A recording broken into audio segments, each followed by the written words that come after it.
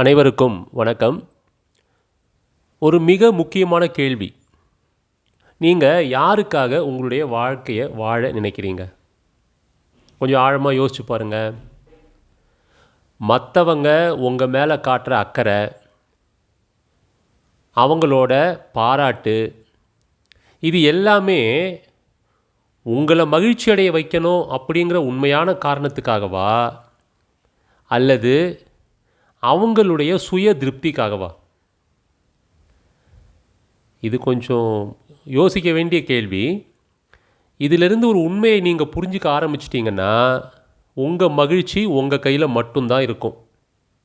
அது எப்படின்னு இந்த வீடியோவில் பார்க்கலாம். என் பெயர் ராஜேஷ், வாழ்வியல் பயிற்சியாளர். மற்றவங்க உங்கள் மேலே காட்டுற அக்கறையில் அதுக்கு பின்னாடி என்ன உண்மை ஒளிஞ்சிருக்கு, இது எதுக்காக இவங்க நம்ம மேலே அக்கறையாக இருக்காங்க அப்படின்னு எப்போது யோசித்து பார்த்துருக்கீங்களா? இப்போது உங்கள் மேலே மற்றவங்க வச்சுருக்கிற அக்கறை அப்படிங்கிறது அவங்களோட சுய திருப்தியை மட்டும்தான் அடிப்படையாக இருக்குது அப்படின்னு எப்போவாவது உண்மையை புரிஞ்சுக்கிட்டிங்கன்னா, உங்களுடைய மகிழ்ச்சிக்கு எந்த காரணத்தை கொண்டும் மற்றவங்கள நம்பி இருக்க மாட்டீங்க. இது ஒரு கசப்பான உண்மை தான், ஆனால் நிதர்சனமும் கூட. மற்றவங்க உங்களை பாராட்டுறதும் உங்கள் மேலே அக்கறை காட்டுறதுக்கும் காரணம் என்ன தெரியுமா? அதற்கு பின்னால் ஒளிந்திருக்கும் உண்மை என்ன தெரியுமா? உங்களை பாராட்டுற அளவுக்கு அவங்களுக்கு பெருந்தன்மை இருக்குது அப்படின்னு உங்களுக்கு நிரூபிப்பதற்காக, உங்களை பாராட்டுற நிலைமையில் அவங்க இருக்காங்க, உங்களை விட மேன்மை அடைந்தவர்கள் அப்படின்னு ப்ரூவ் பண்ணுறதுக்காக,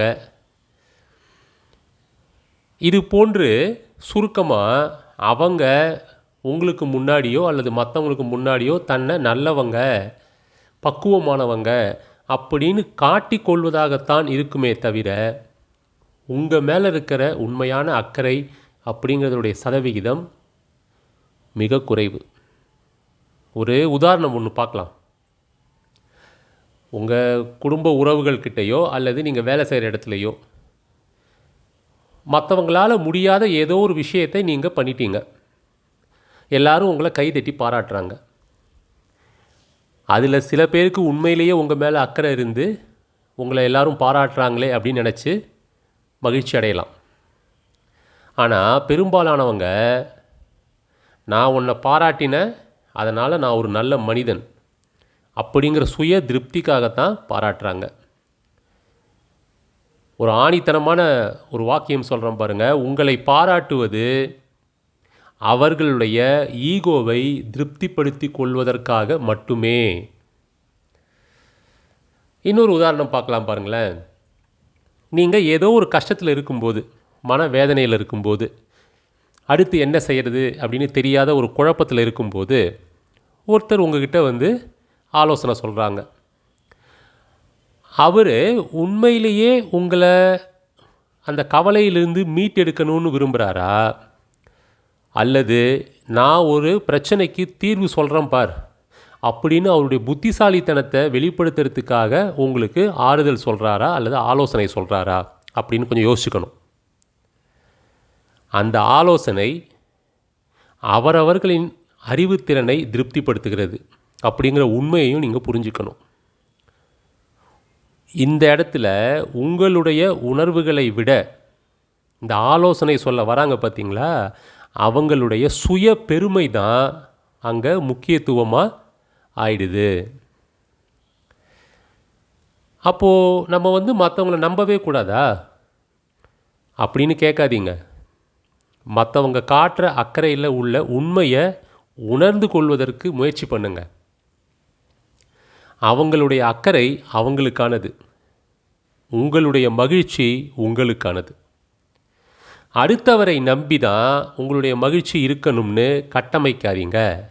நீங்கள் ஏதோ ஒரு கஷ்டத்தில் இருக்கும்போது மற்றவங்க தான் வந்து உங்களுக்கு ஆறுதல் சொல்லணும் அப்படின்னு மற்றவங்கள எதிர்பார்க்காதீங்க. உங்களுக்குள்ளே தோன்ற சந்தோஷத்தை அல்லது மகிழ்ச்சியை மற்றவங்கக்கிட்ட தான் பகிர்ந்துக்கணும் அப்படின்னும் மற்றவங்கள எதிர்பார்க்காதீங்க. உங்களுடைய திறமையை மற்றவங்க தான் அங்கீகாரம் செய்யணும் அப்படின்னு மற்றவங்கள எதிர்பார்க்காதீங்க. நீங்கள் சந்தோஷமாக இருக்கிறதுக்கும் மற்றவங்க தான் காரணம், சோகமாக இருக்கிறதுக்கும் மற்றவங்க தான் காரணம் அப்படின்னு எல்லா விஷயத்துக்கும் மற்றவங்கள எதிர்பார்க்காதீங்க. ஒரு விஷயத்தை கொஞ்சம் ஆணித்தரமாக புரிஞ்சுக்க முயற்சி பண்ணுங்க. உலகம் உங்களை அவமானப்படுத்த நினச்சா அது அவங்க விருப்பம். ஆனால் அதை ஏற்றுக்கலாமா வேணாமா அப்படின்னு முடிவு பண்ணக்கூடிய முழு உரிமை உங்களுடையதாக இருக்கணும். உங்கள் உணர்ச்சிகளுடைய சாவி யார்கிட்ட இருக்கணும்? உங்ககிட்ட மட்டும்தான் இருக்கணும். அந்த சாவியை மற்றவங்க கையில் கொடுத்துட்டு அதை அவங்க இயக்குவதற்கு அனுமதிச்சிங்கன்னா நீங்கள் வாழ்நாள் முழுக்க யாரோ ஒருத்தருக்கு அடிமையாகத்தான் இருப்பீங்க. எதிர்ப்புகள் உங்களுக்குள் புயலை ஏற்படுத்தக்கூடாது. அதுக்கு மாறாக உங்களுக்குள்ளே இருக்கிற ஆழமான அமைதியை உங்களுக்கு உணர்த்தணும். அந்த அமைதி தான் உங்களை யாருமே வெல்ல முடியாத ஆயுதமாக மாற்றும். அதுக்காக மற்றவங்க மேலே கோவப்படாதீங்க, மற்றவங்கள உதாசீனமாக நினைக்காதீங்க, மற்றவங்க யாருமே எனக்கு தேவையில்லை அப்படின்னு யாரையும் ஒதுக்காதீங்க. என்னால் தைரியமாக தனியாக இருக்க முடியும் அப்படின்னு அகங்காரமும் எடுத்துக்காதீங்க. உங்களுக்குள்ளே ஏற்படக்கூடிய உணர்ச்சிகளை எப்படி கையாளுவது அப்படிங்கிற ஒரு ஆளுமையை உங்களுக்குள்ளே வளர்த்துக்கோங்க. அப்போது உலகம் வியக்கும்படியான ஒரு தன்மை உங்களிடம் மேலோங்கும். வாழ்த்துக்கள். மீண்டும் வேறொரு பதிவில் சந்திக்கலாம்.